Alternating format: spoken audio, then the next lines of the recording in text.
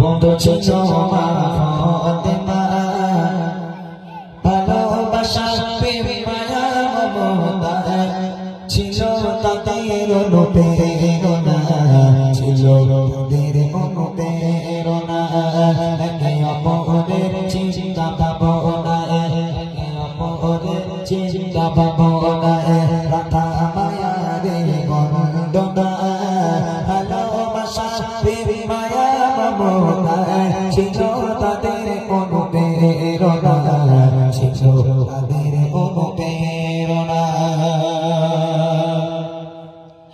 এক তারিখে বিয়ে হবে দেখেছি কোনো মেয়ের পিতা একে একে সব প্রিয়জনদের দাওয়াত দিল এক তারিখে বিয়ে হবে দেখেছি কোনো মেয়ের পিতা একে একে সব প্রিয়জনদের দাওয়াত দিল দাওয়াত দিল মেয়ে বলে দাওয়াত দিয়ে এসো মেয়ে বলে দাওয়াত দিয়ে এসো আমার বান্ধবীর ফাতেমা নাইলে সে আমার বাড়ি বিয়ে আমি করব না বিয়ে আমি করব না ইহুদি নারী ছিল যার বন্ধু ছিল মা ফাতেমা ভালোবাসা প্রেম মায়া মমতা ছিল তাদের অনুপ্রেরণা ছিল তাদের অনুপ্রেরণা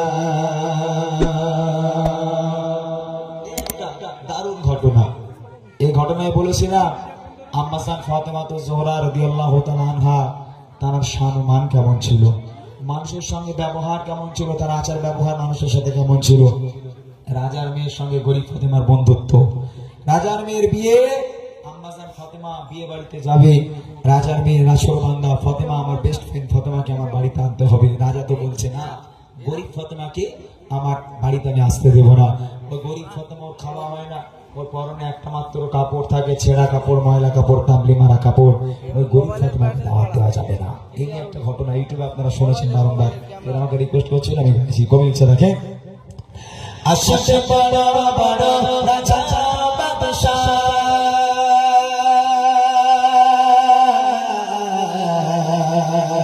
আসছে বড় বড় রাজা বাদশাহ তোমার বিয়েতে আমার বাড়ি গরিব ফাতেমা চিরাতা যা আছে কি তার কোনো বাদশা রে আসছে বড় বড় রাজা বাদশাহ তোমার বিয়েতে আমার বাড়ি গরিব ফাতেমা চিরাতা যা আছে কি তার কোনো বাদশা রে আছে কোনো বাদশা রে বাড়ির সম্মান হবে যে বদনা বাড়ির সম্মান হবে যে বদনা আসলে গরিব ফাতেমা সব হবে তোমার প্রস্তাব দিতে আমি পারব না দিতে আমি পারব না ইহুদি নারী ছিল যার বন্ধু ছিল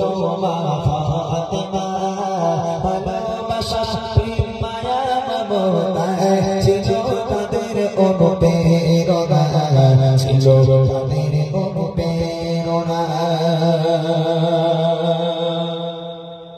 বাপ তো হেরে গেল রাজা মেয়েদের জেদের কাছে বাপ মারে মেয়েদের জেদ এমন একটা জেদ মেয়েরা যদি বলে আব্বা কাল আমার ওইটা লাগবে তাই এনে দিতেই হবে নইলে ঘর বাড়ি ভেঙে চুড়ে তছনছ করে দেবে পুরো মেয়েদের রাগ খুব খারাপ তাই না তো মেয়ে বলছে আব্বা তুমি রাজা হতে পারো তুমি ভুলে যেও না আমিও কিন্তু তোমার মেয়ে তোমার যদি জেদ হয় জেদ কিন্তু আমারও আছে রাজা বলছে ঠিক আছে তো বান্ধবী ফাতেমাকে দাওয়াত করবো বল এই ফাতেমাকে ওই ফাতেমা যেন ফকিরের হালাতে ভিখারির হালাতে আমার রাজপ্রাসাদে না আসে ওকে যদি আসতে হয় দামি দামি পোশাক পরে আসতে হবে যদি আসতে পারে বলো আম্মা জান অনেক ঘটনা অনেক কাহিনী ভালো করে বলতে গেলে অনেক সময় চলে যাবে তখন আম্মা জান ফাতেমা নামাজের পাটি ফেলে আল্লাহর কাছে সিজদায় পড়ে কাঁদছে। এত কান্না কেঁদেছিল সেদিন আম্মাজান ফাতেমা।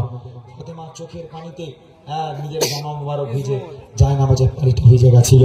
আল্লাহ পাক জিবরিলকে ডেকে বলে, জিবরিল, নবীর মেয়ে ফাতেমা কাঁদছে, আমি আল্লাহ সহ্য করতে পারবো না, জান্নাতে যাও, একটা জান্নাতি প্যাকেজ তৈরি করো, একটা জান্নাতি পোশাক আর জান্নাতি খুশবু নিয়ে ফৌরন চলে যাও দুনিয়ার বুকে আমার নবীর কাছে দিয়ে বলো আল্লাহ পাক তার মেয়েকে জান্নাতে উপহার করেছে। জিবরিল আমি জান্নাত থেকে একটা প্যাকেজ নিয়ে নবীর হাতে দিলে, ইয়া রাসূলুল্লাহ, ইয়া হাবিবাল্লাহ, আপনার মেয়েকে দিয়ে আসেন, আল্লাহ পাক আপনার মেয়েকে উপহার করেছে। আমার নবী ফাতেমা হাজির। ফাতেমা দরজা খুলে গেল। আম্মাজান ফাতেমা সিজদায় পড়ে কাঁদছে। আমার নবী দেখে কোনো কথা বললো না, শুধু বললো, ফাতেমা এই জিনিসটা তোমার কাছে দিচ্ছি, তুমি তোমার ঘরে রাখো, আমি আব্বা কার আসবো, কার কথা হবে। এতটুখানি কথা বলে নবী পাক চলে গেল। আম্মাজান ফাতেমা সিজদায় পড়ে আবার ঘরের দরজা বন্ধ করে ওই জিনিসটাকে একটা জায়গায় রেখে দিয়ে আবার সিজদায় পড়ে হাউ হাউ করে কান্না শুরু করেছে। তারপর কি হয়, কোথায়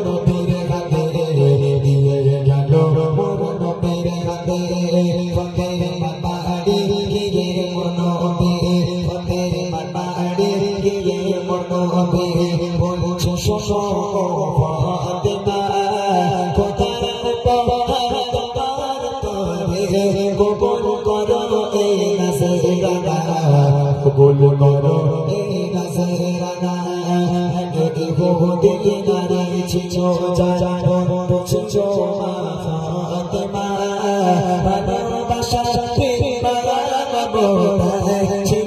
তাদের অনুপ্রেরণা ছিল তাদের অনুপ্রেরণা। সকাল হয়ে গেল, বিয়ে বাড়ি যাবার পালা, পোশাক জোগাড় হয়নি। আম্মাজান ফাতেমা কথা দিয়েছিল যদি ফাতেমা বেঁচে থাকে তোমার বিয়েতে যাবে। এখন সকাল হয়ে গেল, পোশাক জোগাড় হয়নি, পোশাক কোথায় পাবে ফাতেমা?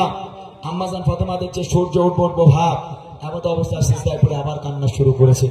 আমার আপনার নবী ফজরের ওয়াক্তে ফাতেমার বাড়ি এসে হাজির। ফাতেমা দরজা হলো, দরজা খুলে গেল। আম্মাজান ফাতেমা ছলো ছলো মন নিয়ে একদম সামনে দাঁড়িয়ে আছে। রাসূলুল্লাহ বুঝতে পারলো, কোনো কথা বললো না, শুধু বললো, ফাতেমা কাল রাত্রেবেলা যে জিনিসটা তোমার কাছে দিয়েছিলাম ওটাকে দেখেছো, কি আছে ওর মধ্যে? আব্বা আপনি তো বলেনি দেখতে। আপনি বলেন ফাতেমা রেখে দাও, আমি রেখে দিয়েছি। বলে নিয়ে এসো। ওটাকে নিয়ে আসা হলো, ওটাকে ছেঁড়া হলো। আম্মাজান ফাতেমা দেখছে আল্লাহ পাক আল্লাহ তাআলা খুশি হয়ে আম্মাজান ফাতেমার জন্য পৃথিবীর বুকে সবচেয়ে দামি একটা পোশাক আর পৃথিবীর বুকে সবচেয়ে দামি একটা খুশবু আল্লাহ পাক জান্নাত থেকে আম্মাজান ফাতেমাকে উপহার করেছে। জোরে বলুন না সুবহানাল্লাহ। সারাটা রাত ফাতেমা কাঁদলো, যখন জান্নাতি পোশাক দেখলো আম্মাজান ফাতেমা খুশিতে বাগে বাগ। ওই সময়ে আম্মাজান ফাতেমা তাড়াতাড়ি গোসল করে ফ্রেশ হয়ে যখন জান্নাতি পোশাক পরেছে, খুশবুটা লাগিয়েছে, আব্বার কাছে গিয়ে বলছে, আব্বা আপনি আমাকে বিদায় দেন, আমি আর দেরি করবো না, বান্ধবীর বিয়েতে যাবো। আল্লাহ রাসূল বলছে, ফাতেমা যাচ্ছ যাও, দুটো কথা খেয়াল রাখবে, কোনো পর পুরুষ যেন তোমার চেহারা দেখতে না পায়। যে সমস্ত নারীরা পর পুরুষের সঙ্গে ওঠা বসা চলাফেরা কথাবার্তা, ওই সমস্ত নারীরাও যেন তোমার আশেপাশে না আসতে পারে। যাও, চলে যাও। আব্বার কাছে থেকে বিদায় নিয়ে আম্মাজান ফাতেমা রাজপ্রাসাদ দিকে রওনা হলো। মেন গেটে চলে গেল, রাজার বাড়িতে চলে গেল। যে মেন গেটে পাটা রেখেছে আম্মাজান ফাতেমা, দেখছে সারি সারি লাইন দিয়ে বসে আছে সব রাজার মেয়ে, একটা সাধারণ মেয়ে সেখানে নেই, সব রাজার মেয়ে। ওই সময় আম্মাজান ফাতেমা যে পা রাখলো, রাজা মেয়েদের অবস্থা কি হচ্ছে দেখেন।